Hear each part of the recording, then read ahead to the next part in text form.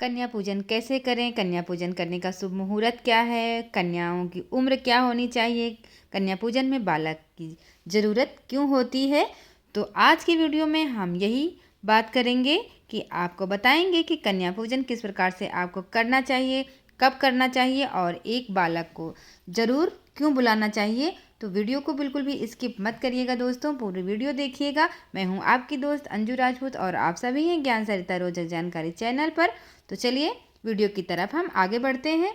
नवरात्रि में माँ दुर्गा के 9 स्वरूपों की पूजा होती है, ऐसा आप सभी लोग जानते ही हैं। और नवरात्रि चल रही है, जब नवरात्रि खत्म होने वाली होती है तब कन्या पूजन का किया जाता है। कन्या पूजन का विधान है, कन्या को माँ दुर्गा का प्रतीक मानकर दुर्गा पूजा की जाती है। कन्या पूजा में कितनी बालिकाओं को बैठाना चाहिए, तो ये बहुत ज़रूरी होता है कि उनकी उम्र क्या हो और कितनी कन्याएं हमें लेनी है, कितनी संख्या में कन्याओं की पूजा हमको करने से लाभ मिलता है, तो ये बहुत ज़रूरी है दोस्तों।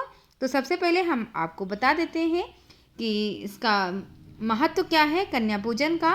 कन्या पूजन करने से आपको कौन कौन से फ़ायदे होते हैं।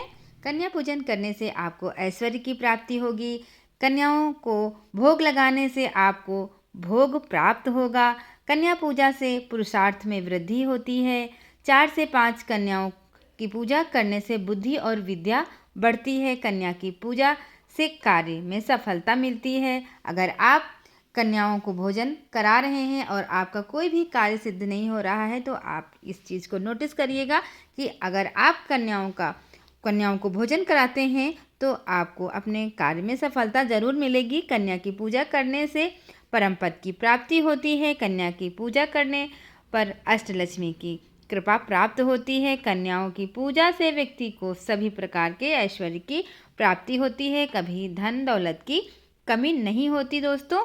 तो अब जान लीजिए कि जब आप कन्या पूजन करने चलें तो कन्याओं की उम्र क्या होनी चाहिए और किस उम्र से आपको किस प्रकार का फल मिलता है। तो अगर आप 2 वर्ष की कन्या की पूजा करवा रहे हैं तो इससे आपको धन और ऐश्वर्य की प्राप्ति होती है। अगर आप 3 वर्ष की कन्या का पूजा करने जा रहे हैं तो इससे आपको धन धान्य की प्राप्ति होती है। और 4 साल की कन्या का पूजन करने से परिवार का कल्याण होता है, 5 साल की कन्या का पूजा करने पर रोगों से मुक्ति मिलती है, 6 साल की कन्या की पूजा करने से विद्या विजय और राजयोग मिलता है, 7 साल की कन्या की पूजा करने से ऐश्वर्य की प्राप्ति होती है, 8 साल की कन्या का पूजन करने से व्यक्ति को कोर्ट केस में सफलता मिलती है, 9 साल की कन्या की पूजा करने से शत्रुओं पर विजय मिलती है और 10 साल की कन्या का पूजा करने से मनोकामनाएं पूरी होती हैं। तो दोस्तों,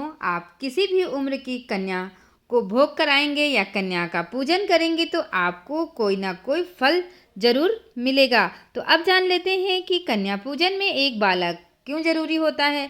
कन्या पूजन में बालिकाओं के साथ एक बालक बैठाना बहुत जरूरी होता है। उस बालक को बटुक भैरव का प्रतीक माना जाता है। बटुक भैरव को भैरवनाथ का सौम्य स्वरूप माना जाता है। हर शक्तिपीठ के पास भैरवनाथ का मंदिर जरूर होता है। ऐसी मान्यता है कि उनको शक्तिपीठ की रक्षा करने का दायित्व मिला होता है। इसलिए आप कन्या पूजन करें तो एक बालक को जरूर भोजन कराएं और एक बालक की पूजा जरूर करें। और अब हम आपको जल्दी से बता देते हैं कि कन्या पूजन का शुभ मुहूर्त क्या है, आप कन्या पूजन किस टाइम पे कर सकते हैं। दुर्गा अष्टमी और महानवमी के दिन आप सूर्योदय के बाद माँ महागौरी और माँ सिद्धिदात्री की पूजा करें।